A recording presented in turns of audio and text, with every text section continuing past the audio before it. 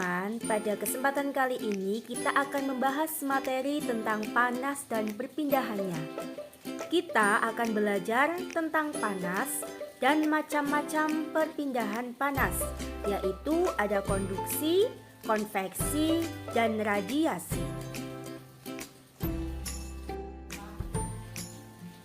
Panas atau kalor adalah energi yang dapat berpindah dari satu benda ke benda lainnya karena perbedaan suhu.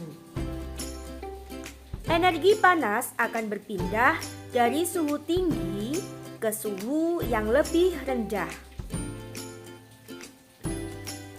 Jika suatu zat menyerap panas atau kalor, maka suhu akan naik. Tetapi jika suatu zat melepas panas atau kalor, maka suhu akan turun. Benda yang mudah dan cepat menghantarkan panas disebut konduktor. Panas mempengaruhi suatu zat, pada umumnya konduktor berupa logam, contohnya besi, aluminium, dan tembaga. Sedangkan benda yang sulit dan lambat menghantarkan panas disebut isolator. Nah, beberapa contoh isolator antara lain kayu, plastik, dan karet. Macam-macam perpindahan panas yang pertama yaitu konduksi. Konduksi merupakan perpindahan panas tanpa disertai perpindahan zat perantara. Jadi, pada perpindahan panas secara konduksi hanya energi panas saja yang berpindah tanpa disertai perpindahan partikel zat perantara. Perpindahan panas secara konduksi terjadi pada zat padat. Perpindahan panas secara konduksi juga disebut dengan perpindahan panas melalui hantaran. Nah, contoh peristiwa konduksi adalah ketika kita memanaskan batang logam. Walaupun hanya salah satu ujung dari besi yang dipanaskan, tetapi panasnya akan menyebar ke seluruh bagian besi sampai ujung yang tidak ikut dipanaskan.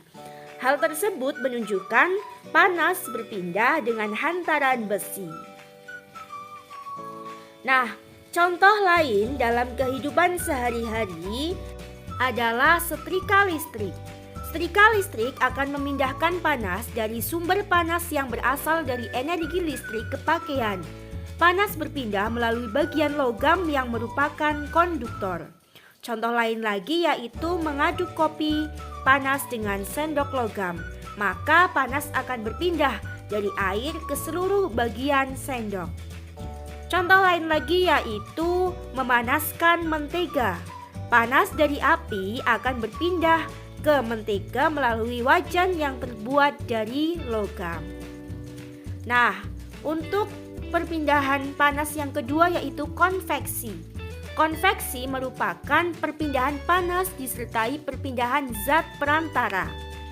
Pada perpindahan panas secara konveksi, tidak hanya energi panas yang berpindah, namun disertai dengan perpindahan partikel zat perantara. Perpindahan panas secara konveksi terjadi pada zat cair dan gas. Perpindahan panas secara konveksi juga disebut sebagai perpindahan panas secara aliran. Perpindahan panas secara konveksi bisa kita lihat pada saat kita memasak air. Air yang panas terlebih dahulu adalah air yang ada pada bagian bawah. Kemudian air yang panas tersebut akan naik, sedangkan air di atas yang masih dingin akan turun. Begitu seterusnya peristiwa konveksi terjadi selama proses memasak air. Contoh dalam kehidupan sehari-hari yaitu asap cerobong pabrik yang membumbung tinggi, angin darat, angin laut, dan gerakan balon udara. Macam-macam perpindahan panas yang ketiga yaitu radiasi. Radiasi merupakan perpindahan panas tanpa memerlukan zat perantara. Contoh dari radiasi yaitu panas matahari yang bisa sampai ke bumi, meskipun antara matahari dan bumi terdapat ruang hampa yang tidak dapat menghantarkan panas. Perpindahan panas secara radiasi juga disebut sebagai perpindahan panas secara pancaran. Contoh yang lain lagi yaitu ketika badan terasa hangat di dekat api unggun karena panas dari api itu berpindah dari pancaran. Pakaian menjadi kering ketika dijemur di bawah terik matahari dan meneteskan telur unggas dengan lampu. Itulah tadi tentang panas dan perpindahannya, bahwa macam-macam panas atau macam-macam perpindahan panas yaitu ada 3, konduksi, konveksi, dan radiasi.